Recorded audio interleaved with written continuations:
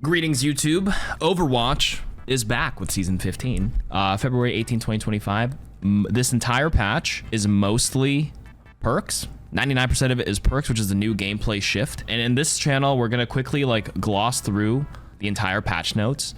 And I'll give my quick takes and opinions on some of the perks. You can go to my main channel to actually see the visual of the breakdown of each of the perks. We can flash out on the screen right here. But for this one, this is the podcast version where you can, listen to this while you're at lunch or while you're driving or whatever. Season 15, Honor and Glory. Season 15 introduces perks, which is what Aaron Keller would like to say. Overwatch 2's groundbreaking new gameplay feature that lets players unlock mid-match hero upgrades, providing more choice and strategy. With the launch of the 2025 competitive year, fresh rewards like galactic weapon skins, those are very pretty, exclusive charms await those who climb the ranks. That's right, if you get top 500, you get the top 500 weapon charm and Grandmaster or Champion charm on your weapon. Plus, weekly challenges in the Perked Up event offer exciting treasures like Rainy Day Mercy, very cute, and then we have loot boxes, legendary loot box. Don't miss out on the mythic KarQ Zenyatta and more as Overwatch 2 takes bold steps into its most exciting season yet. I know this is probably a Chinese word, because I think it's Chinese mythology. I'm ethnically Chinese, but I don't really speak it,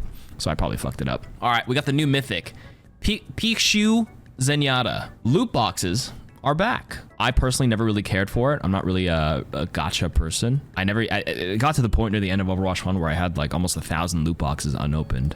But for those who never experienced gacha gaming, this is your chance.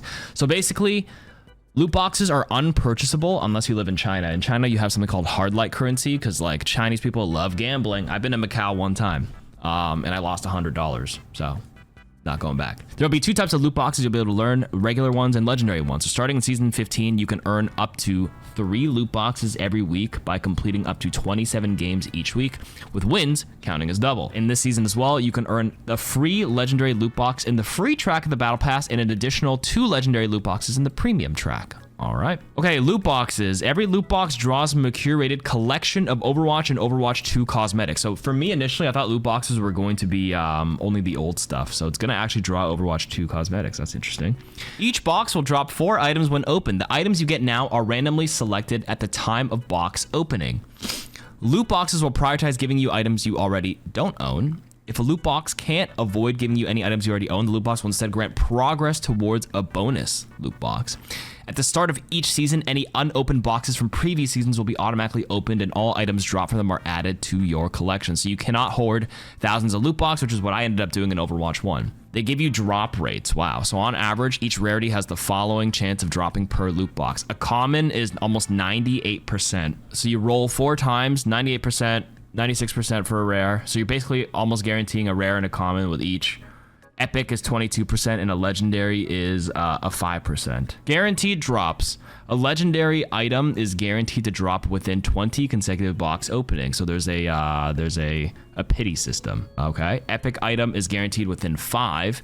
At least 1 rare or better is guaranteed to drop in every box. Now we also have legendary loot boxes, which is the golden loot box, which is basically the 100% chance of a single legendary inside with a couple percentages for the other rarities like epic, rare, and commons. Let's get to the competitive stuff along with perks in just a moment. So competitive year, we have Master, Grandmaster, and Champion. They've actually been tuned to include a higher percentage of the player population once players are well calibrated. I don't think a single player is in Champion 1. Maybe Champion 2 was the highest.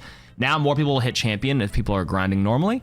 Everything has been reset. Given the addition of perks and the tuning of the higher tiers, this reset was designed to put players on an even playing field and give them a chance to climb even higher than before. All ranked people in role queue, open queue, competitive have been reset to unranked. They need to do 10 placement matches for each role once again. All right, so your competitive rewards. You get the galactic weapons now, which is not Jade or not Gold, obviously. Jade weapons now join Gold as legacy rewards. Legacy rewards can be purchased with legacy points if you held them from previous seasons. So you could be hoarding a bunch of modern galactic competitive points and wait 6 months or wait 1 year, and then next year you can build up those points and buy the old variants with legacy, because they'll become legacy next year.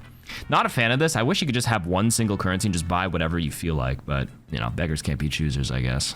Maybe if I bitch long enough, they'll actually change it. Competitive weapon charms will be awarded to players in platinum and above.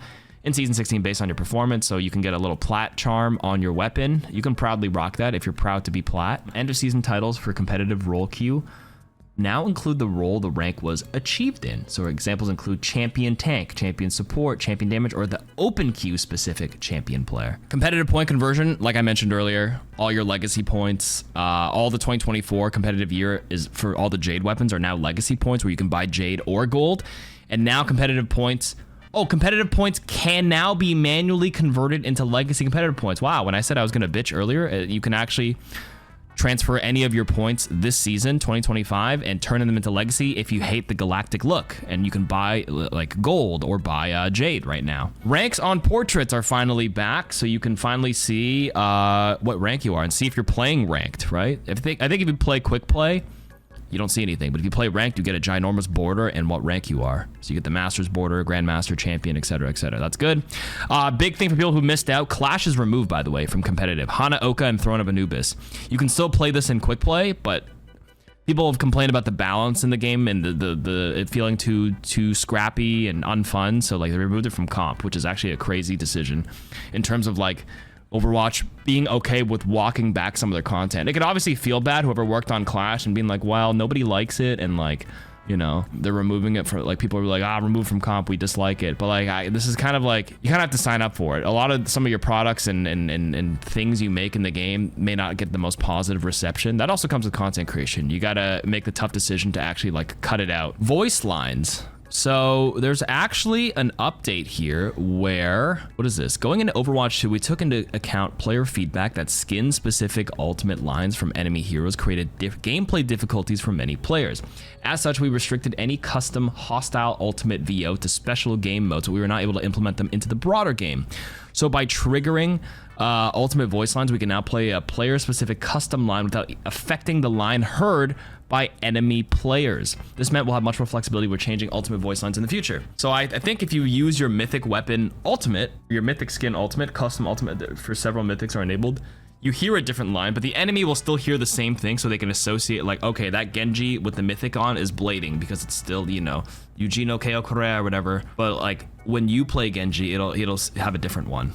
I think I saw the Moira one on socials earlier today. The Moira mythic for you, if you use it, says like, surrender to your mother or something like that. So I was like, oh, okay. So basically, yeah, custom lines. Very cool. Previously unused custom lines are now available for several other skins. Emotes can now be canceled mid-animation after they're activated. Oh, thank God. I remember there's this game I played with Super in ranked. He kind of accidentally we were walking and then he started doing squats. I forgot what hero it was. Maybe he was Soldier. We're like walking forward and we're about to contest the point. He's like, oh shit. And he just starts squatting and he's stuck in the animation for 10 seconds. And it was just, was it Zarya? It was one of the workout ones. It might've been Doomfist. I can't remember. He was on tank, I'm pretty sure. And I've definitely, I unbound all my hotkeys for emotes just simply because like, I don't ever want that to accidentally happen. It's happened to me before. I've definitely emoted by accident, but yeah. Now enough about that. That's basically the big bulk of the patch outside of perks. Perks are going to be part of the game, quick play and competitive, and with the 6v6 mode coming out for rank 6v6 coming out in the mid-season, the perks will be included in that mode, by the way. I saw Aaron Keller clarify that on socials. So how do you gain, how do perks work? So you gain progress by dealing damage, securing elims, and healing your allies.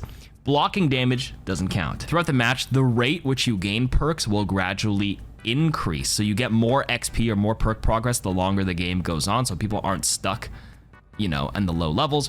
When you eliminate an enemy who is at a higher perk level than you, basically a full level higher, if you're level 1, they're level 2, or if you're level 1, they're level 3, etc., etc., that elimination is worth more perk progress.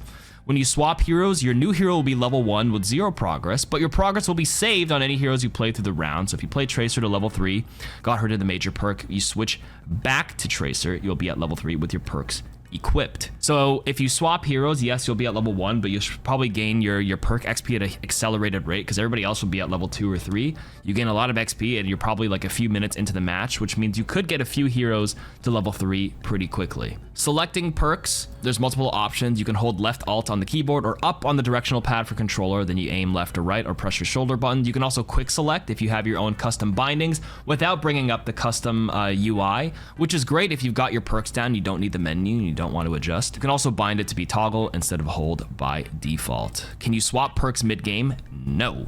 unless it resets, which can reset if you switch sides. When you switch sides on hybrid and escort, everybody will be back at level 1, like attacking and defense. Then you can restart again. Apparently, if it's overtime though, like both teams tie 3-3 Hollywood, you go to your extra round. Apparently, every hero will be max perks, so you can change your comp around in overtime. There's a perked up event right now where you get 10 loot boxes and the rainy day mercy skin if you log in and play the new perk system.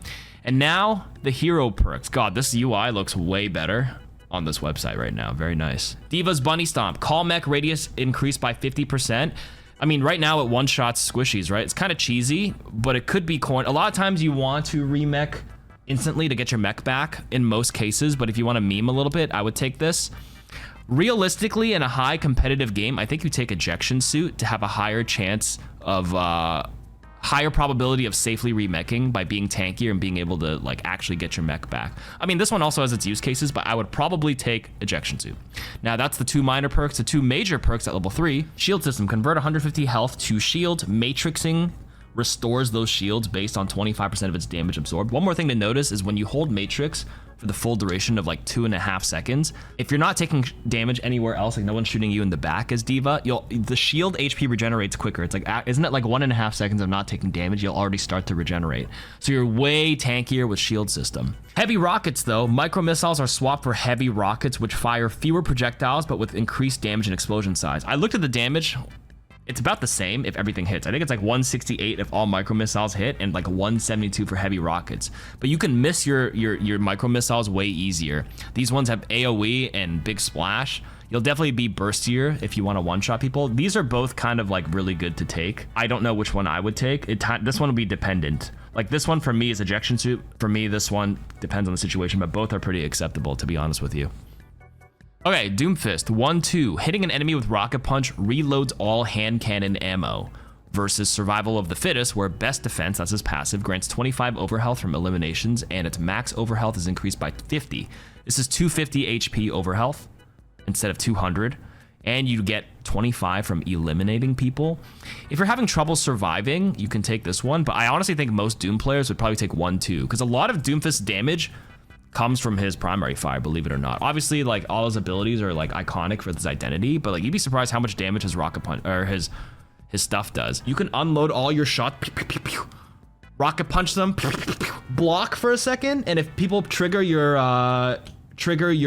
empowered rocket punch, you refresh your entire rocket punch cooldown immediately, so you can fire all your ammo again. I actually think you take 1-2. Seismic empowerment, hitting 3 or more enemies with seismic slam empowers rocket punch, so you can get empowered rocket punch by power blocking enough damage, triple seismic slamming, or pressing your ultimate. And all of these can cycle pretty well into reloading all your ammo all the time. So I think Doom's DPS goes up a lot in this if you take this combination. I like this one. Power Matrix absorbs projectiles for the first second of its duration. Absorbs it completely. Obviously, you already take like what? 80, you do like 75% damage reduction when you block with power block in general. But absorbing the projectile for the first second is like a true parry. So you can absorb a sleep dart. It won't affect you. That's like the big thing. It's less about the damage coming in. It'll still give you charge as well, but it's more about removing that stun. An Orisa throwing a spear. A Reinhardt about to shatter you. You don't have seismic, anything. Pop it really quick and you'll be, well, no, sorry. Shatter won't count. That's not a projectile. What am I thinking? I keep thinking you're CC immune. Projectile. So the Orisa spear is a good example. Maybe the Sigma rock and a sleep dart. So this one's situational. If you're just snowballing like crazy, you take 1-2 in seismic empowerment. But the thing with this is a level 3 perk. So you can choose based on what tank the enemy player is playing. If you're a Doom player, right? There's less incentive to swap with perks because you start back at level 1. They can still do it, but if their tank is coming in and you see they're not on a they don't have an Ana player or anything, you don't have to take this. Just take this one. Yeah, absorbing the Mei ult too, right? Absorbing a grav too. Yes, you can absorb a grav. That's a good one. That's a good one. Diva Bomb's not a projectile.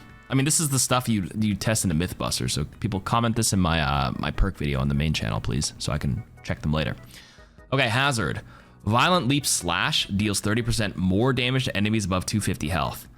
So versus Reconstitution, where Jagged Wall hits, like if you throw a little spiky wall, it gives you more energy for the actual guard. I would actually take Reconstitution. 30% more damage seems good, but they have to be above 250 health. And what ends up happening is if you jump squishies, like this is fine if you're like slashing a tank, but you're not really supposed to do that. You're supposed to go for squishies as hazard, right? When a hazard jumps onto a person, a good hazard shoots them first before he slashes anyways. So if he shoots them as he's leaping towards them before slashing, he might bring them down below 250 health anyways, which means you lose value here. So I actually think having more charge on your spike guard seems kind of good, but that's just my opinion off reading it. Maybe some true hazard players have a different opinion. And obviously, if you take the extra spike guard, you should probably take the major perk Antarctic Zeal, gaining 25% lifesteal to be a lot more durable. Although having deep leap, violent leap's range increased by 20% if you're gonna opt for the double leap spec. Good for like, you know, solo carrying and doing stuff. You could also just take this for the range and ignore the 25% lifesteal. Having longer range plus this is like not a bad combo either, but personally, I take this one and probably Deep Leap, actually. If they have a lot of damage, I would take Anarchic Zeal, but Reconstitution is my pick here. Okay, Junker Queen. Recalling Blade from a stuck target refreshes its wound versus Commanding Shout fully reloads Scattergun and increases allied reload speed by 50%, including you. You reload faster too. I would probably take Battle Shout. This one seems better without wasting time reloading, which increases my DPS, especially if I'm empty and like I need to shoot really quickly and I want to like finish them off, but I don't want to get stuck in the animation. I could just press Shout. Refreshing the wound from the blade. Is it refreshing the wound from the blade itself? Is not that much extra damage and not that much extra healing. Yeah, I don't know. I personally pick Battle Shout here. We have Deep Wound. Scattergun hits extend your wound duration on those enemies by 0.25 seconds versus Carnage gaining 100% lifesteal. This is any wound. So if they're wounded from like your Rampage, your ultimate, or your Carnage, Axe Swing, you can extend these if you usually shoot a few more times. It can snowball a lot if it's a stronger wound. If you have multiple wounds, I think it extends all of them if I'm not mistaken, but that can be checked with Mythbuster. Please write that down in my Mythbuster stuff, thank you.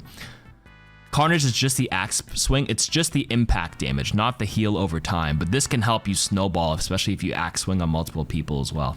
I like both of these. I'd have to double check. Also, yes, this is the Rampage icon. I checked. It is the Carnage. It's the axe swing. I would assume it's the written version, not the icon, but I'd have to double check. Mauga. Kinetic Bandolier. Overrun reloads up to 150 ammo versus 2 hearts while on an objective. Mauga counts as 2 heroes and regens 20 health per second if you play on the objective. Does it work if you're playing defense? Like if you play on the payload on defense, I mean, I guess you're on the objective.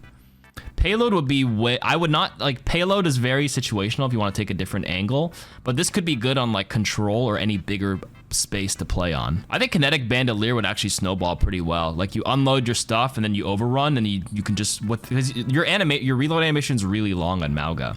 So yeah, I would probably take this one as a safe bet. This one is situational. Take it on Flashpoint and control and like the first point of hybrid maybe, but then you can't swap after, so. Flashpoint and Control, or King of the Hill for sure for these. The next two is going to be, the major perk is going to be Firewalker versus Combat Fuel. Overrun ignites enemies versus grants Mauga 2 temporary overhealth on Cardiac Overdrive's next use, giving you an extra 100 overhealth. This one snowballs you because if you immediately ignite them, if you step on somebody, you start doing crazier crit DPS right when you land on them. But a lot of times you might overload to engage, you might not hit anybody or you run away with it. This one is like in general very safe because you'll always be shooting anyways, and you can hold on to the 100 extra overhealth for the next use every time. So then every Cardiac Overdrive ends up being a lot tankier overall. This one's safer, but like this one is good if like they're not stopping you and you notice you're kind of rolling through the enemies. I think all of these are actually like pretty solid, to be honest with you, for Mauga. Okay, Orisa, Heat Dissipator. I would never take this. Primary fire critical. Your critical hits refund you heat. A good Orisa just like shoots and stops for a second because you have to like, people like run into cover anyways. Heat management is not even that hard on Orisa. Don't take this one. Fleeting Bulwark. Fortify briefly grants an additional 100 overhealth when activated. This one is better to be tankier overall. I would take this one. Charge Javelin. Hold secondary fire to charge energy javelin, increasing its speed and knockback, and it'll pierce multiple enemies at close range at full power. This one's okay, but I actually think Protective Barrier might just be better for the team. Convert your spin into a barrier like it's Overwatch 1, baby. I would take this one. but this one could be more fun. Javelin's just a fun ability, but you don't get your spin anymore to absorb a projectile with the movement speed. So this one's like if you're just AFKing and staying still. Ramatra, Void Surge. Void Accelerator periodically releases a burst of 6 additional projectiles during continuous fire. Good for poking. Prolonged Barrier. Void Barrier's duration is increased by 25%. This goes from 4 seconds to 5 seconds. This can kind of help your cooldown cycling if you put the barrier up and you swap over and it's good for your team to use. The DPS here is honestly not even that crazy if you hold the thing, because a lot of times you'll poke a little bit and people move, so you stop shooting. It has to be continuous fire. The DPS isn't even that crazy, especially because it's a slow projectile. Like, think Lifeweaver's kind of slow with his thorns. It's just, it'll pump out here and there, and not all of them are going to hit. I actually think having the extra second on barrier can be more game-changing. Because a lot of your kills on Ramatra end up being in pummel form anyways, but this does help you poke a little bit more, but not much. Yeah, take this one. Nanite Repair. Ramatra is healed for 50 health per second while within Vortex versus while its Vortex is airborne, use it again to detonate it, which deals the 50 damage and pulls them downwards. Good for flyers. This one is specific for annoying heroes, like high movement, like Genjis, flyers, etc., etc. But this one is actually really good. Nanite Repair, especially if you heal 50 per second and it lasts 4 seconds. You sit there with block as well to stall a point. It's actually pretty solid. Reinhardt, Crusader's Resolve. While using Barrier Field, your passive health regen triggers 50% sooner. I think the passive global health regen's 5 seconds before it kicks in, no? So now it just kicks in at 2.5 seconds instead. Fiery Uptake. Barrier Field is healed for 100% of Fire Strike's damage dealt. If you hit multiple people and you have 2 Fire Strikes, you can actually have crazy uptime on your shield. I think this one's better, Fiery Uptake. Shield Slam is your major perks. While Barrier Field is active, use secondary fire to damage and knock back enemies. Versus Crushing Defeat, charge grants temporary overhealth for 50% of the damage dealt. What's the max damage on charge now? Is it 275? So you get like 100. So if you charge in and and you actually hit some people, it'd be kind of good. If you bump into multiple people, that can still give you overhealth, if I'm not mistaken, right? But the Shield Slam, this is a shield bash, does 50 damage and you can hit multiple people. So you can swing, boom. Swing, charge, and it's like an animation cancel, and it can quickly confirm a kill. And it gives you a slight movement, an extra little movement to sidestep. I think you take Shield Slam, but I'm not a Rhine player. But I think if you're a charge only, W only, always go into the back line, this one's okay. But I think Shield Slam actually might be the more practical one. Roadhog, you get Scrap Hook. Chain Hook reloads 2 ammo versus Pickpen's throw range is increased by 50%. You definitely take Scrap Hook, right? Who cares with 50% throw range? A lot of times you just throw it down beside you before you hook them into you. You just take this. A lot of times you get caught in your reload and you see a good opportunity to hook, and when you hook them, you can't shoot them because you have no freaking ammo. So this one will always guarantee you have 2 shots by the time you hook somebody in. I like this one. I take this 99% of the time. For the major perks, you have Invigorate. Take a breather rapidly increases Roadhog's movement speed by 30%. This is unique because you can actually jump over certain map areas with movement speed, I think, right? Can you jump while you take a breather? I can't remember. I think you can. Versus Hog Drogen Exposure, where this is the Fart Cloud. Take a breather also heals nearby allies for 50% of its healing. This actually heals quite a bit, by the way. This heal is a lot. If you play with the team, this one's solid. But this one's not bad too. Sigma. First minor perk is Kinetic Cycle. Absorbing projectiles with Kinetic Grasp reduces Accretion's cooldown. Accretion is your rock. This can actually shorten your cooldown by like 5 seconds. This one's kind of crazy, by the way. Then you also have Massive Impact, where Accretion's knockdown duration increases up to 3 seconds based on travel distance. I would probably take this one because like a lot of times you end up rocking people close by. It's nice to long range rock somebody, but realistically this one is crazier because you get multiple rocks. I would take this one 90% of the time. You have Hyper Strike, where every 5 direct hits with Hyperspheres, your next melee will make them levitate and knock them away. I saw this. This actually looks kind of funny when you play against another Sigma, and then you punch them, and then he starts floating backwards, and then you walk up to him, pass his shield, and then own him with a guaranteed rock. This one helps you hit reliable rocks. Kind of good. Then you got Levitation, where activate and hold double jump to briefly levitate. This is good to like move around the map, like on Lijiang Tower with the bridge. You can hover over and like walk over the mega to the point. Great on Junkertown too, right? All right, for Winston, Short Circuit. Tesla Cannon deals 30% more damage to deployable objects. Honestly, you probably don't take this one unless they specifically have like a Torb, but realistically, if they have a Torb turret, why would you ever go and waste your time zapping it? This one's too situational. I don't like this one. Heavy landing is probably the way better one, where during primal rage, your jump pack damage in area is increased by 75% while airborne. So when you basically are jump packing, you have a little bar meter that you build up, and you'll do way more damage when you land. You probably take this one, most cases. The two major perks for Winston are both kind of good. Fully charged secondary fire hits bounce up to 2 additional targets. They do have to be clumped, but you have to think about the snowballing effect. Being able to zap full damage on multiple targets means you build your primal faster, which is something the indirect buff, 2 buffs to it, right? Obviously extra damage, extra pressure, and then build your primals quicker.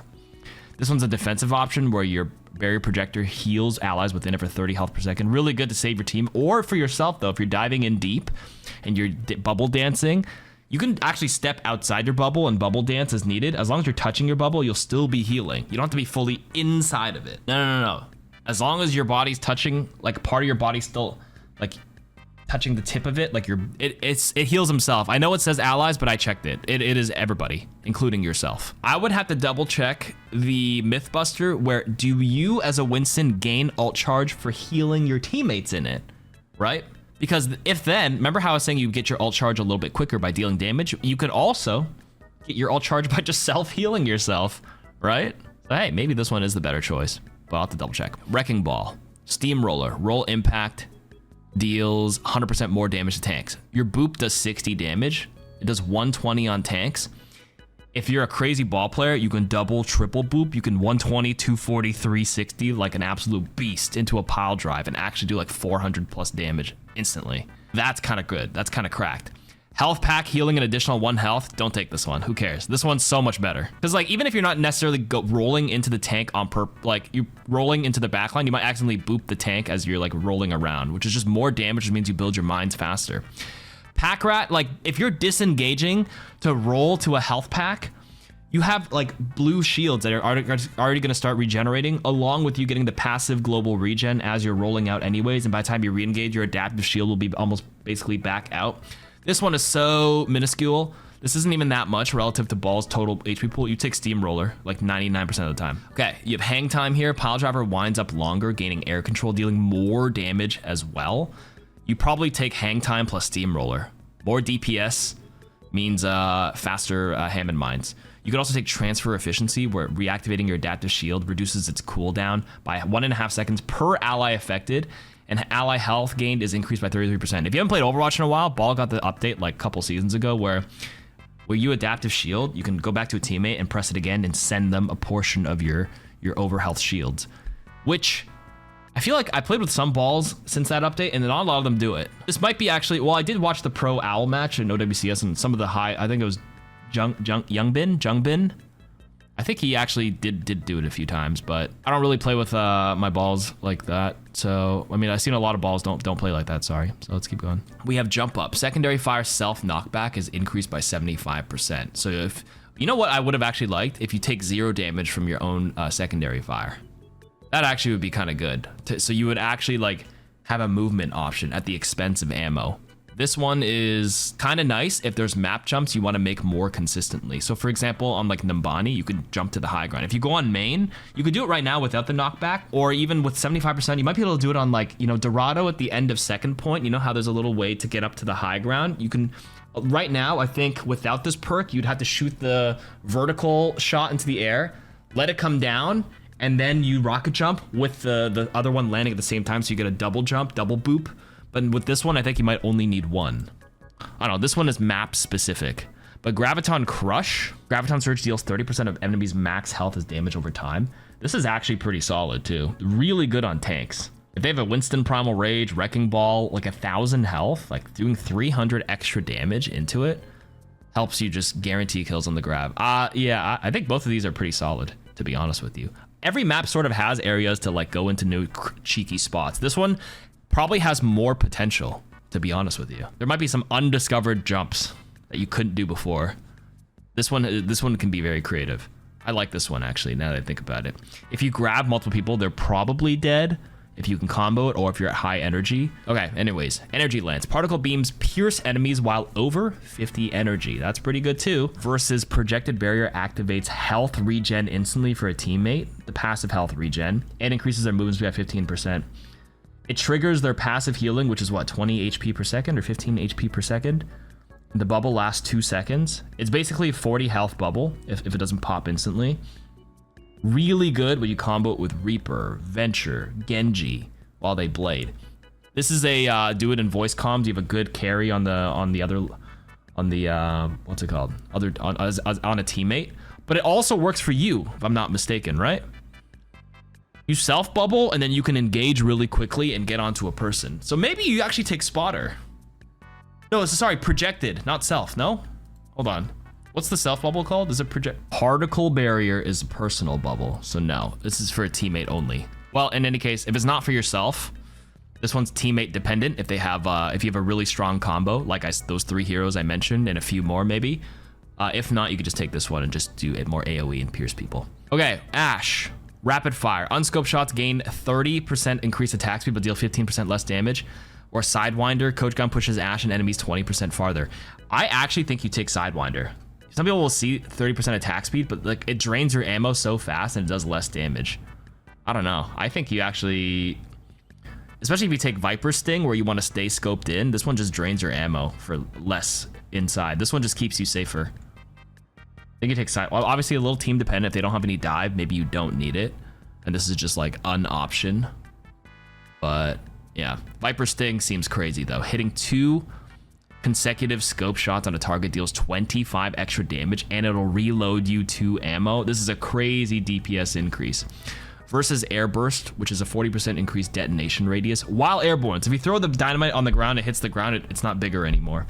And it does refund some ammo when you throw. So if you have bad aim, you take Air Burst. If not, I think every reasonable Ashe player takes the Sidewinder and Viper Sting. Okay, Bastion. A36 tactical grenade self knockback increased by 25%, no longer damages you. This one has the potential, right? Because you can go into very cheeky spots. Armored artillery, configuration artillery, that's your ultimate, grants 300 temporary overhealth. So you go to like 600 HP. This is good if you have to like ult on the point, but so many Bastions do this in a pre-fight where they're behind cover. This one seems less practical than like maneuvering around the map and not taking any sort of self damage. So yeah, you probably take Smart Bomb. And then for the major perks, Lindholm explosives, the turret form weapon now fires explosive shells instead of a rotary cannon. If they have a shield, Reinhardt, Ramantra, Sig, I don't think you take this because the turret form like is actually better for shield pressure. The explosive shells is good if they have all squishies and nothing in between. Yeah, so I don't know. I saw it. The damage is pretty solid though. Versus self repair, which is like Overwatch 1. Press the button and you heal yourself. I think it's 90 HP per second and there's no resource meter. You can do it indefinitely, so you can play very safe. I actually think you take self repair, especially if you're flanking a lot with Smart Bomb and getting into cheeky areas. You're self-sustainable, so you play as a flanker. But this is a mini old Bastion thing where it does like 140 per hit, which also has its use cases too if you're also on the flank and doing it. This self repair is safer, but this one actually has a pretty solid place too. Fan the Hammer shots are individually controlled and can crit for 50% more damage. And then past noon, Deadeye refunds 30% of the ult charge if it fully expires. Why? Do not take past noon. Only if it fully expires. A lot of people will draw and fire it anyways. I think you just take quick draw. Fan the Hammer, shoot individually, and you can crit. So if somebody's up in your face, you can still press it as fast as you can, like it's the old speed, but if you actually aim for their head, you get more damage in it. I'm in. Past noon for pro play, maybe, because you can just do it to zone people to like, but you can't guarantee your teammates are going into the right position to take advantage of your zoning while you hold the damn ultimate and you have your Rhine shielding you or something, so you can actually pull the whole thing, like actually live long enough to let the full thing expire. The whole meme of this ultimate for a long time was you press high noon to die. But yeah, take quick draw for me personally, especially solo queuers. Gunsling and critical hits with primary fire reduce the cooldown of combat roll by 3 seconds. This one's cracked. Any good aimer takes gunslinging any day of the week. Bang Bang though, throw a second flashbang that travels farther, but both flashbangs deal a 30% reduced damage. Total damage is still good in terms of raw. Like if you're just a cheesy cast player, you just want to do some quick guaranteed damage. This is a low elo pick. Maybe there's some cheese with some breakpoints. I'm not too sure, but I think having the mobility of combat roll and the combat roll also reloads your weapon is like snowballing like crazy with gunslinging. I think every high elo player takes gunslinging. Echo, friendly imaging. Duplicate can now target allies, so you have more choices. Okay, very nice. Enhanced duplication. During duplicate, your clone's first ultimate extends duplicate's duration by 3 seconds. I think you take friendly imaging for more options. But obviously, your first perk, you get this a little bit like a minute or two after you play the game because you need XP. And you can kind of assess whether anybody on your team is clonable or copyable. That seems pretty solid. Sometimes when you copy, though, you do it to live, and you can't even guarantee you get your ultimate off anyways. And I feel like duplicate lasts long enough that it's like, okay, because once you use your ultimate, like the value or the power level of your copy goes down. The biggest power spike is like unloading your combo and then duplicating it for the iframes and getting your second life more so than getting 3 extra seconds on it. So I don't know, I think you take friendly imaging, but that's just my opinion. You also have full salvo though, where you fire 50% more projectiles, but all sticky bombs deal 15% less damage. This is crazy burst damage. It does a lot more damage now, but high beams might be the higher elo play because focusing beam elims reset your flight's cooldown. A lot of good echoes will like use their flight, get in close with the sticky bombs, beam to kill, and then getting your flight reset to get in and get out is crazy like gameplay loop rotation. This changes your loop on echo. I think they actually take this one. If you're good at Echo, you probably kill them anyways. A decent amount of like the previous sticky bombs without this buff should be enough with a couple primary fires into beam. So you take high beams. Genji, acrobatics, swift strike, resets, double jump. Good if you have to play a lot of neutral Genji where you sit, well, you have to dash first. By the time you dash, you usually dash into the ground. I guess it's okay if you're chasing somebody into the air. Versus Dragon Blade swings gaining 30% lifesteal. If you have no Ana player and you're forcing Genji, I think you take Dragon's Thirst. If you have an Ana who's nano boosting you and like the Zarya bubble, you don't really need this, I don't think. So I think you take this one just to have more mobility to keep you alive longer. Okay, the next one's Blade Twisting. Swift Strike deals 25 additional damage over time when used shortly after an elimination. This is a snowballing one, but 25 extra damage is not. It's over time too, not instant. And you have to elim someone to even get this condition. And after you elim someone, are you always dashing? I don't know. Meditation is a bit safer. Regenerate 25 health per second while deflect is active. This one's safer. This one is like quick play Genji. I think you take meditation. Okay, Hanzo. Sonic Arrow hacks nearby health packs for 12 seconds. I actually don't like this one as much as I initially thought.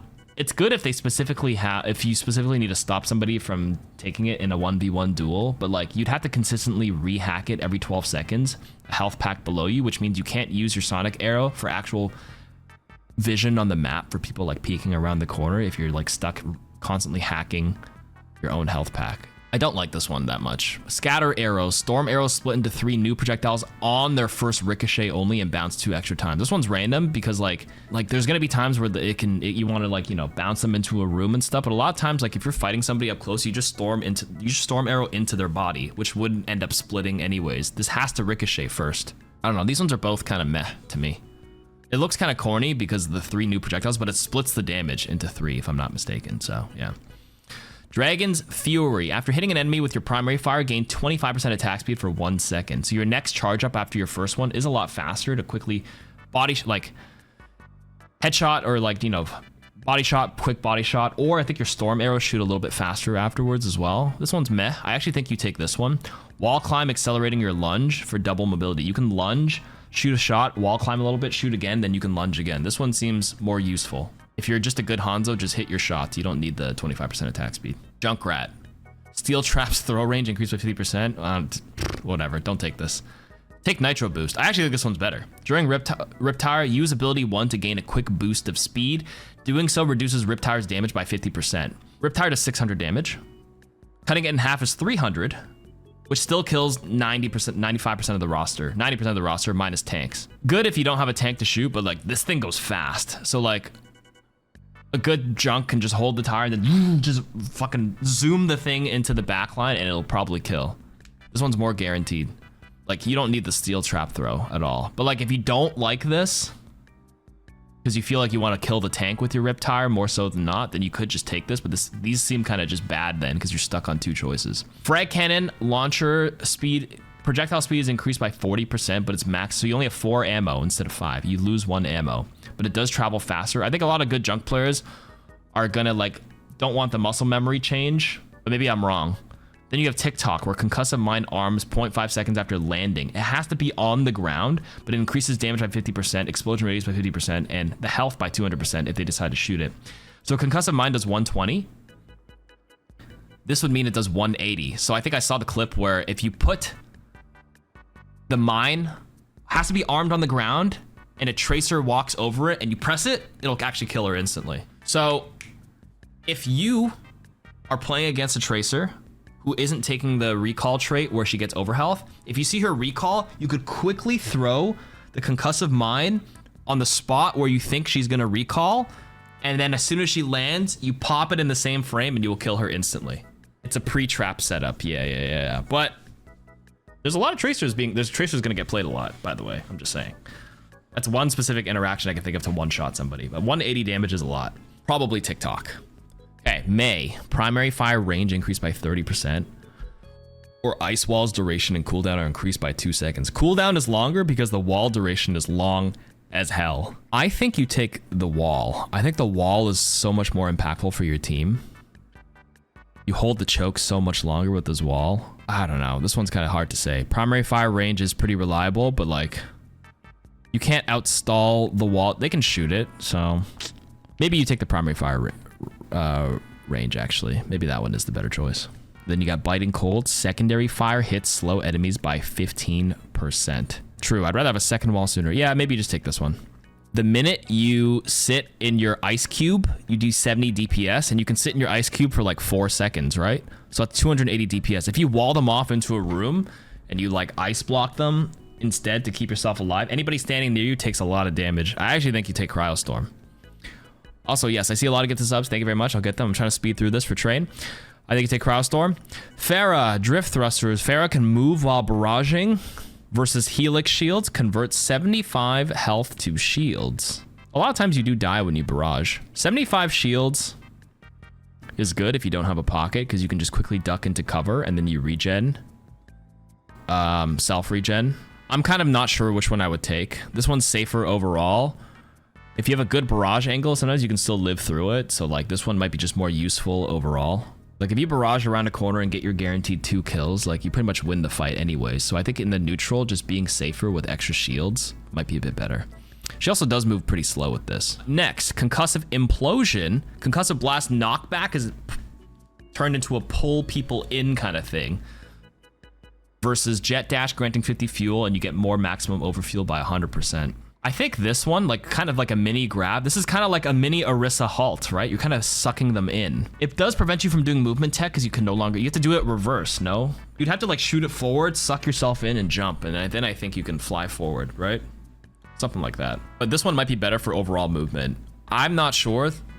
This one might have like bigger team wipe potential because you can also suck them in for like a couple of easy follow-up shots. I might be underestimating fuel stores, but maybe if you have good fuel management, you don't need it. Yeah, maybe taking Concussive Implosion to be safe, but this one might need some more time to cook. You have Reaper, Death Shadow. Shadow Step reloads Hellfire shotguns and has a 25% increased range, so you can Shadow Step a lot further versus Soul Reaving. Collect Soul Globes from the dead enemies to restore 50 health. As fun as and throwback as fun of a throwback this is for Overwatch 1, I actually think you take this one. You don't have to sit there and reload your shotguns. You can teleport more, have more versatility. I think Reaper is tanky enough and safe enough. If you're gonna kill someone, you already have base lifesteal. You're already probably pretty healthy. I don't think you need this one. I think you take Death Shadow. Now this one though, use secondary fire to fire a volley with long range accuracy from both shotguns. Yeah, it does stack with his lifesteal. Versus Ravenous Wraith, where leaving the Wraith form gives you 40% lifesteal for 3 seconds. I think you heal enough on Reaper that this is diminishing returns. I think you use this so you have medium to long range poke, and it can burst. Because you can go 1, 2, boom, and then do your 2 shots, and then actually just burst people really fast. So I think you take Dire Triggers. Sojourn, maximum ammo increased by 15 versus Overcharge. Railgun's max energy is increased by 50 while Overclock is active. So you get 150 full charge rail to like one-shot people with Overcharge. I think you take Extended Mag though, because having 60 ammo instead of 45 means you can also like have a better chance to finish people off and also build your 100 energy quicker. You take Extended Mag personally. Versus Dual Thrusters, where Power Slide gets an additional charge. So you have 2 charges of Power Slide, but you jump height shifts to lateral movement is such a weird way to write it. I tested this out and it just feels like you just lose a lot of the verticality, basically. So 2 charges at the cost of less height. is the takeaway point here. Versus Adhesive Siphon, Disruptor Shot can now stick to enemies and generate railgun energy when dealing damage. A lot of times you don't really like go for the stick. You kind of just shoot it at the ground to zone people out. I think you just take dual thrusters maybe. 2 charges of slide is kind of good, even though you don't go as high. Might be a bit map dependent, but I would probably try dual thrusters first. Yeah, it's kind of like a roll. Who needs the extra railgun energy? You're gonna be at 100 energy pretty fast with extended mag anyways. Soldier 76, recycled pulse munitions. Helix rockets reloads 15 ammo if they damage an enemy. This one's actually kind of crazy, by the way. Shoot. You have 30 ammo and you get 15 ammo back without getting stuck in a reload animation, as long as it tags them. Any sort of splash damage on any enemy. I think you take this one. Field emergency, biotic fields healing is increased by 100% on critical health allies only. Critical health means they have to be less than 25%. So like, what are the chances they're going to be? A lot of them, you use this for yourself in a lot of cases anyways, and like you're on an off angle, you just take this one, 100%. Okay, major perks. We have sprint increased by 20% and reload can be performed while sprint is active. This one feels funky. Stim pack. Biotic field can be used as stim pack, increasing your attack speed, reload speed by 30%, and being anti-healed. You're basically purple for 4 seconds at the cost of your biotic field. But the thing is, I actually thought stim pack replaced biotic field, but you can still choose to use biotic field or choose to use stim pack. So if you choose the stim pack in your tactical visor, you get extra attack speed in it. This one's very aggressive. I actually think I like stim pack because like the reload, the sprinting is nice if you're flanking, but I think we take stim pack because now you just get a DPS button, but you can always pick and choose your battles. I don't know if you can Suzu and keep, you probably can get Suzu and keep your boost. Another Mythbuster to test for the perks. Write that one down, please. Comment it in the main channel video.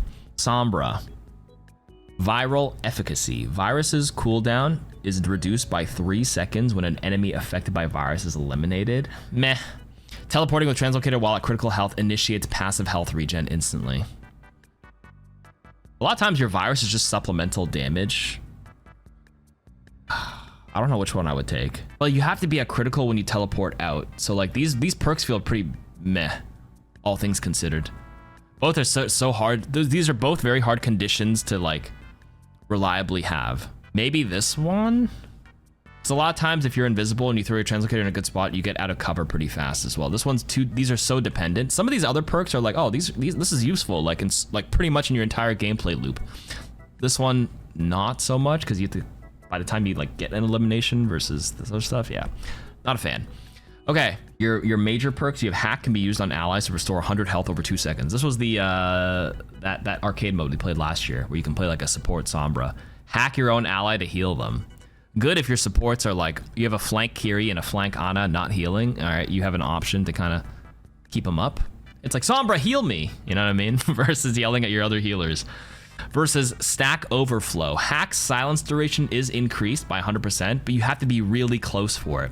So you probably take stack overflow against Wrecking Ball, Doomfist. Anybody who's like in your face in your team, because the range decrease is bad. You have to be very close to get the hack, which means it's easier to be interrupted, but the reward is higher. Their silence longer, and like Doom is all cooldown dependent. I mean, a lot of the tanks are, but this one is situational. It's probably better against dive or people coming into you, because obviously with the Sombra rework, you only have 5-second invisibility, and setting up and staging yourself in a good spot that close for hack range. But then if you're never with, I mean, a lot of cases, are you really playing with your team a lot?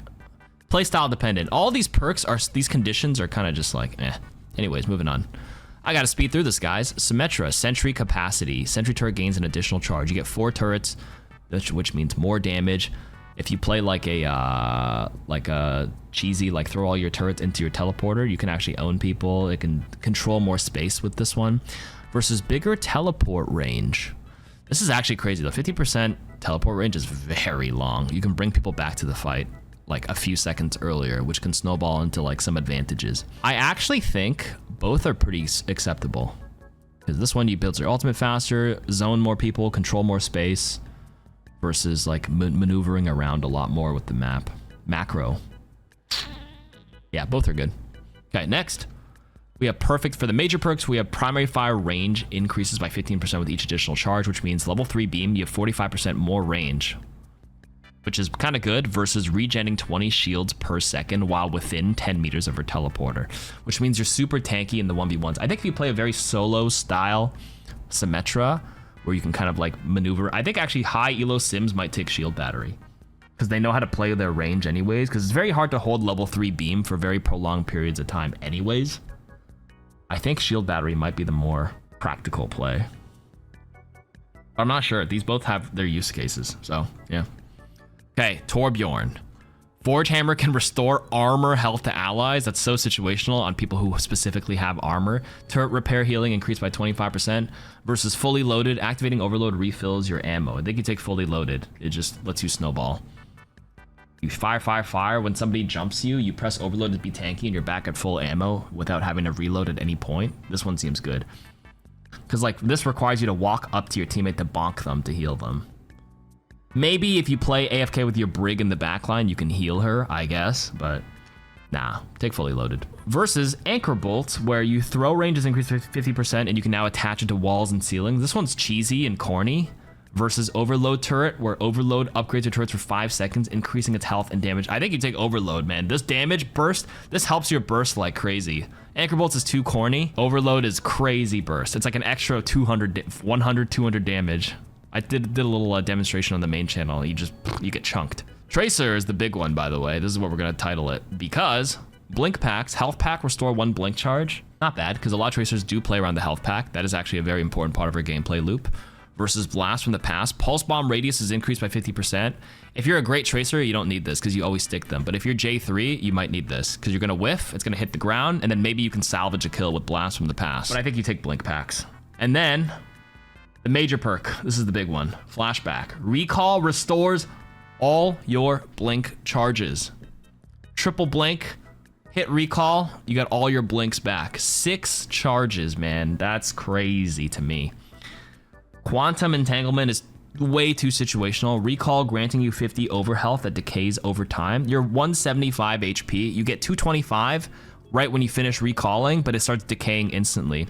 I feel like you don't need that HP because if you take this one, you just blink. As soon as you recall, you just spam your blink and you're already out of there, out of danger immediately. So I don't know. Maybe like against the Junkrat, like I mentioned, where if you recall and the Junkrat's crazy good and he puts the pack right where you're recalling, you die every time you press recall because he just knows how to find you. But like, nah, I think you just take flashback. No?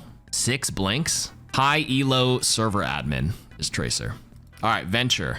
Seismic Sense. While you're underground, Venture can sense enemies within 25 meters. If you're in voice comms and you're playing like pro play, you can ping people in this, by the way, which is really good. Okay, Excavation Exhilaration. While Tectonic Shock is active, so while you press your ultimate, all your cooldowns just basically come off cooldown. It's like 300% faster. It's so fast. You unload your whole combo, press Excavation Exhilaration, Initiation, your ultimate, and then you can just shoot once, shoot twice, burrow again, drill dash, shoot. Like this one's crazy good, in my opinion. This one, if this can sense a Sombra, this one actually might be situational in like a coordinated environment. Smarter Excavator, which is your primary fire. The range is increased by 25%, makes it more reliable, gives you better range, means more damage, means you build your ultimate quicker. I like this one. Versus Covering in Dirt, dealing damage with Clobber. Clobber is your melee, by the way. Grants up to 30 Explorer Resolve Shield. If you're up in their face, maybe, but if you're gonna kill them, you're probably gonna burrow right after. You may not need that extra 30 Resolve Shield. I think you take Smarter Excavator, most cases. Widowmaker, Scope Deficiency. Shots take 3 ammo instead of 5. This one means you shoot more without reloading. Versus Focused Aim. It buffs our ultimate where your scope shots charge 50% faster during infra sight. I thought this one might be better, but like when people hear the Widowmaker pop her ultimate, they stop peeking. So this one ends up being diminishing returns. I think this one just having reloading less and being ready to continuously shoot is just a better way to play Widow. So I think you take first one. Versus Escape Plan. Reduce grappling hooks cooldown by up to 4 seconds. This scales based on how much you're charging your scope shot. I think you take Escape Plan in most cases. You can basically shoot twice. Doesn't have to be a headshot, and you get your grapple back. You grapple once, shoot, grapple again. Deadly Duh is Venom Mine gains more damage, 50% increased damage, and you get 2 charges. Whatever. Who's walking over that? Maybe a really bad flanker, but yeah. Ana, this is my main.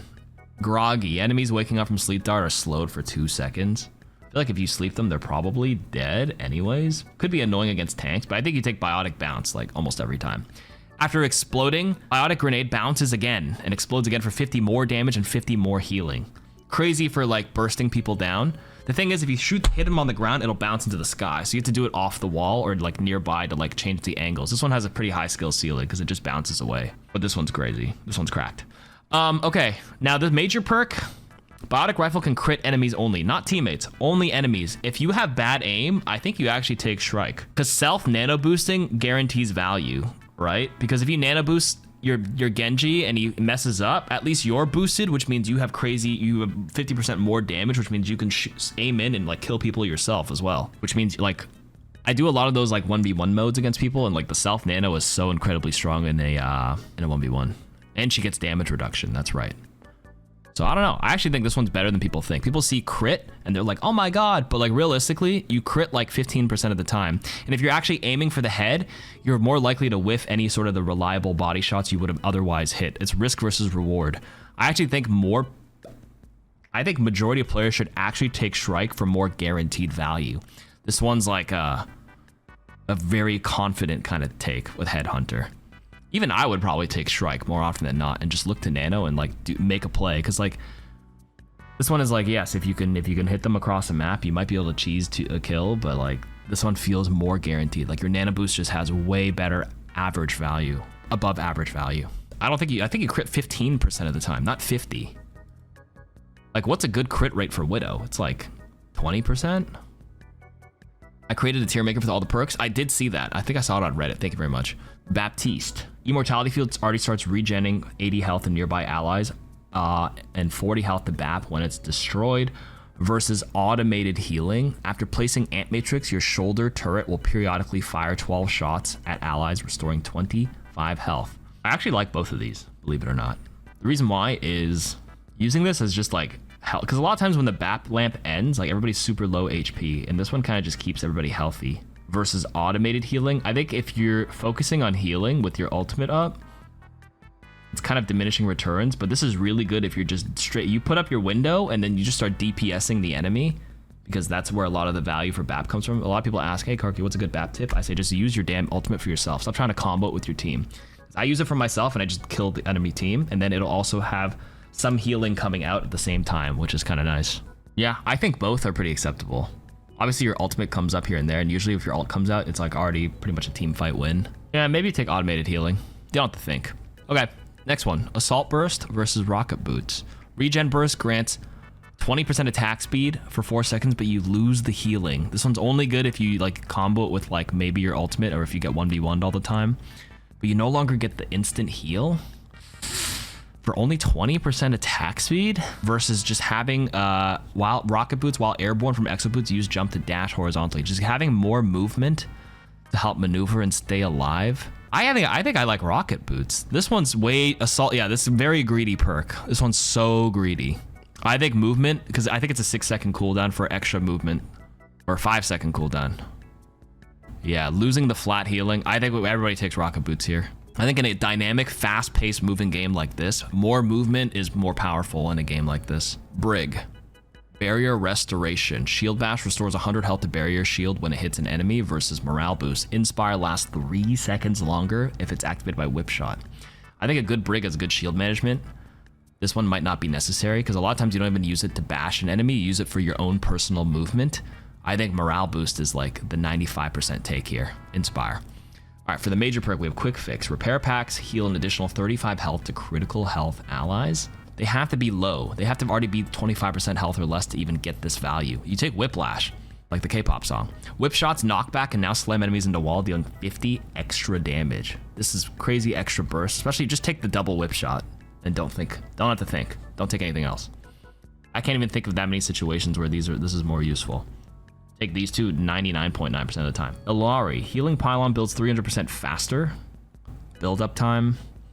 And its cooldown is reduced by 1.5 seconds. Versus Ilari's flight time during Captive Sun is increased by 3 seconds and her flight speed is increased by 20%. I kind of like Summer Solstice. They get a better angle, get to fly a little bit quicker and dodge angles, dodge shields. Like the pylon's already kind of set up in a lot of cases. And it's usually off cooldown because it's just ticking away. I think Summer Solstice might be better. It doesn't even build that slow. It doesn't heal any faster. If it's already sitting out there, I don't know. I take this one. personally. But I think it's okay to take this one too. This one's not as like egregious as like the Brig one personally. The major perks: fully charged solar rifle gives you 12.5% more max solar energy, which can overfill, which means your healing beam is a lot more potent because you can beam people longer, versus outburst igniting enemies, dealing 70 damage over 3 seconds. We have to myth bust this, by the way. Does sunburn ignite them and allow Malga to instantly crit them as well? We can double check that. I'm pretty sure the answer is yes, but we might as well look that over. This one's really good if you get dove.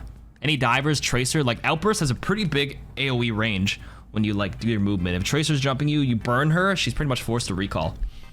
Genji as well.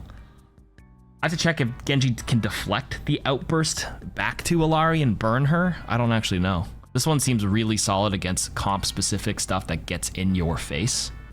If not though, like just playing with your tank and just like plucking people and pumping shots and then having the crazy... Illari's beam, by the way, is one of the most potent raw healing abilities in the game. It's like 110 healing per second for a short period of time. And having 50% more uptime on that, as long as you're hitting your shots, is actually a crazy pocket when the time comes. I like both. I'm gonna be honest with you. I'll have to play it to kind of get a better idea of it, but that's what we'll do later. Juno, familiar vitals, pulsar torpedoes lock on allies 35% faster. Do not take this one. Hyper boost, while using glide boost, passing through hyper ring pushes you forward. But a lot of times you play, this is really good to escape. Pulsar torpedoes already lock so fast on teammates, especially if they're close. Like, I don't know, this is like literally decimals of seconds faster, milliseconds faster, versus getting extra movement to maybe live a little bit longer. You have no defensive ability, you have no lamp, no nothing. Juno's survivability is all based on your movement and being able to maneuver around the map, especially with ring up. I think you take hyper boost. And then for the major perks, Master Blaster. Medi Blaster can crit enemies versus reboots. Activating glide boost gives you double jump, resets double jump. This one's kind of nice. I like Medi Blaster can crit enemies if you need to 1v1, but I feel like a lot of Junos don't even shoot the enemy that often. You don't even have that much time, versus just getting an extra double jump every time you glide boost, especially to survive. If there's people constantly pressuring you as Juno, you take hyper boost and reboots. But Master Blaster can be pretty okay as well, to be honest with you. If you're like, if there's no pressure against you at all, this is the choice you make when you hit your level 3 perk. They have 0 flankers, like literally, you could just take this. All right, KarQ, urgent care. Healing Ofuda projectile speed is increased by 50% when seeking critical health allies. By the time your first 2 Ofudas hit and their critical health, it'll probably bring them back over that threshold anyways. I probably don't take urgent care because Fortune Teller seems cracked to me. Kunai hits, launch 2 Ofudas for you into an ally in front of you. This one sounds correct on paper. I take Fortune Teller. Shuffling, Swift Step can be used again within 4 seconds of its initial cast. TP in, TP out versus Foxtrot. Suzu grants 40% movement speed to allies or yourself for 2 seconds. I think everybody here who plays KarQ below a certain, like there's maybe situations for team play for Foxtrot, but I think everybody in chat should take shuffling. I cannot tell you how many KarQs I don't do VOD reviews anymore, but when I used to watch KarQ VOD reviews, the amount of times I watch people see a teammate critical, they swift step to them because they think that's what they're supposed to do to save them. They TP in, Suzu them, and then they die because it was a bad TP to begin with. This one is crazy forgiving because now if you make a bad choice on a bad TP, you can get back out, which will increase your survivability. Because dying in this game is the worst thing ever because you get 0 value. You're dead for 10 seconds respawn, 10 seconds to get back to the fight. Like, this costs so many people's lives with a bad swift step. So I think almost all of you should take shuffling. And then if you're a really good KarQ who never makes a bad swift step mistake, you can take Foxtrot for your team. Okay? That's my advice for you guys. Take this one. Okay, Life Weaver. Cleansing Grasp. Life Grip now cleanses negative effects. Don't take this if they don't have any negative effects. No anti-nade or anything. But even if your team gets antied, if you grip somebody out, they're usually pulled back into a safe spot that, like, cleansing it is not even that big of a deal. Life Cycle is cracked, by the way. While alive, you're always permanently regenning 10 health per second. You are actually unkillable because you can dash. Rejuvenating dash heals you 50. You're always regenning 10 health per second permanently. And worst case, if you do die, you can give your seed to somebody else. You spread your seed to all your allies for 250 HP. The enemies can't pick it up. Permanent 10 health per second. It's like, do you guys know how annoying it is to kill like a Mercy Valking? Because she's always regenning HP, right? Obviously she has crazy movement, but she's always regenning. If you take 5 seconds to like shoot and pressure down like a Life Weaver, he's healed 50 HP over those 5 seconds. His rejuvenating dash gave him 50 HP. He probably platformed up into the sky, so that's an extra 100. So he has 50 HP from the regen, 50 HP from the dash. He's 275 base HP. This guy's so like Life Weaver will just never die again. This one seems like 90% of the case, maybe specifically against burns or like against like someone who's constantly, you know, Mauga messing you up. This one might be okay. Life cycle seems like the 95% pick. Rejuvenating dash adds 20 healing to your next healing blossom within 3 seconds. This is a conditional 3 seconds. 20 extra heal. It already heals you 80 on your full healing blossom, gives you 20, and you have to use your dash. But a lot of the times you save your dash for yourself to keep yourself alive. This is too specific of a condition to ever use. You take Super Bloom 99% of the time. Thorns detonate for 30 extra damage when enough stick within 1.5 seconds. You take this, Life Cycle or Super Bloom almost every time. Too conditional for Life Weaving. Life Weaving as the major perk. All right, Lucio. Base blowout, sorry. Bass, not the fish, base. Drop the base. Sound waves knockback, the boop is increased by 15%. This one's actually really good. God, Elios Well, any sort of map boops, Lijiang Tower, Garden, dude, Lucio mains are gonna cook with this one. Grooven, regenerate 4 ammo while wall riding. Now, if I'm not mistaken, you have to be attached to the wall. Good Lucios are actually not sticking on the wall, like holding their jump button and like doing the zzz. A lot of them are actually like bouncing between things. So I'm not sure if you're actually regenning while you're moving and going from wall to wall. But even so, I think you take the boop, to be honest with you. Maybe some cases, like the extra ammo, I don't know how often you actually need it. Like being able to boop them back further is way more disruptive to the enemy team than like having to reload maybe. Yeah, with new Lucio, I think you take this one. Okay, for the major perk, Noise Violation. Crossfade's range is increased by 150 while Amp It Up is active. So you get bigger AoE range for your auras versus your attack speed going up by 50% while Amp It Up. Good if you like 1v1. If you're like honestly like assassinating people, you could take Accelerando. But if you're a team player, you take Noise Violation. I think both of these are okay, but I'm not a Lucio player, so. They both seem fine depending on your playstyle, but again, these are the level 3 perks, so you just read the situation. This is not like unlike Life Weaver where it's like this is the pick 99% of the time. These two seem like depends on your playstyle and depends on what the enemy team is running and how the team is going. They can't deal with you on Lucio and you've tried like assassinating their Widow, then you could just do the attack speed one versus, you know, if your team is kind of struggling and you got to play with them, you take this one. So, you know, I actually personally, small caveat to all these perks, I actually like it when the choices feel like are both kind of good and you kind of have to read the situation compared to like this example. This one's egregious as hell, where one is just so much better than the other. Mercy, Angelic Recovery. Mercy receives 15 health per second while the staff is attached to full health specifically though. So if they're full health, you heal versus having bigger GA range. I think you take this, no? Winged Reach? Just having way more, your Guardian Angel's up every 1.5 seconds. This seems useful. This one is so conditional. They have to be full health.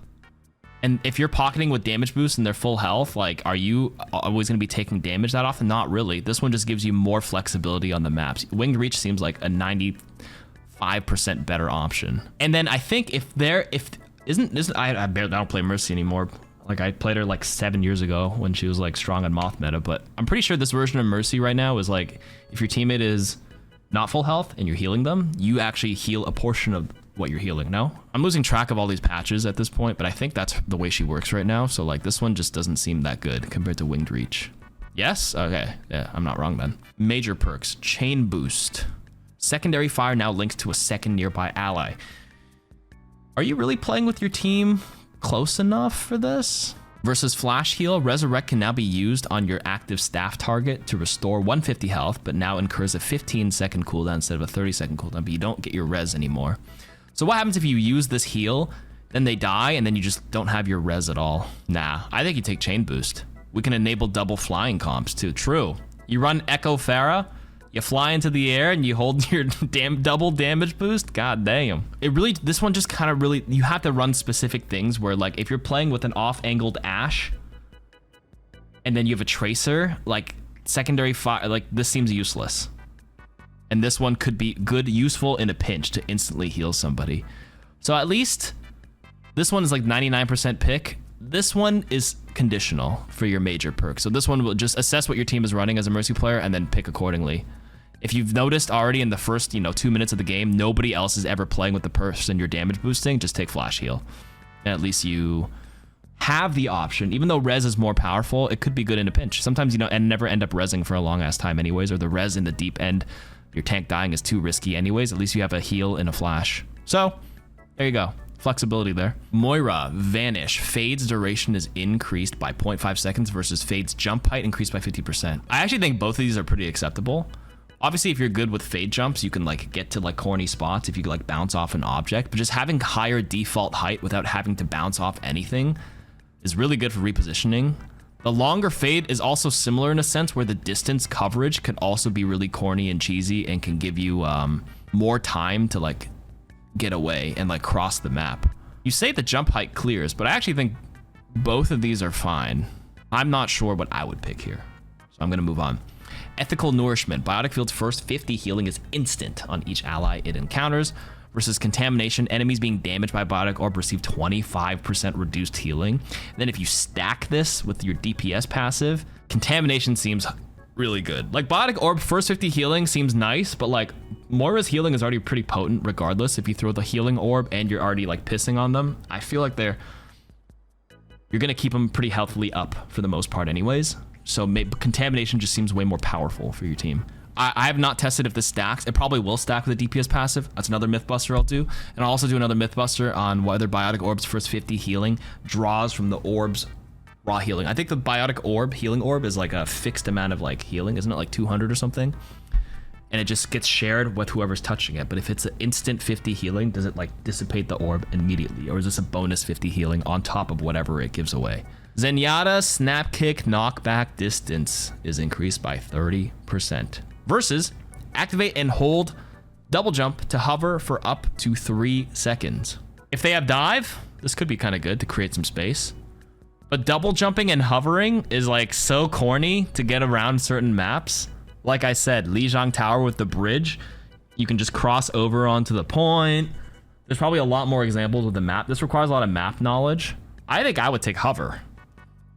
But it is map dependent. A lot of times you don't want to hover, but maybe, I don't know, Snap Kick is also like, the distance is really only useful against certain heroes as well. I don't know, you probably take Ascendance. Okay, and then Focus Destruction. Secondary fire charge is 20% faster and can store 1 extra orb. Versus Zenyatta heals the Harmony Orb target for 20% of his damage dealt to the discorded targets. I actually think both of these are pretty good. So basically what they're saying is you get 6 orbs if you secondary fire, but you charge 20% faster, which means it's the same time to charge 6 orbs compared to without the perk to do 5 orbs. So you just have extra DPS with every secondary fire charge. Versus hard pocketing somebody with the Harmony Orb. But if you put the Harmony Orb on Tracer, you don't need this. If you like the Harmony Orb your main tank, then this could be kind of nice to pump extra healing.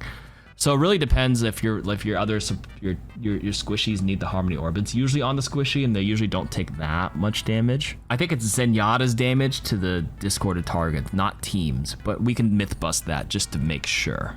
And that is the patch. I just sat here in the app for 2 hours without playing a single game. Welcome to Overwatch.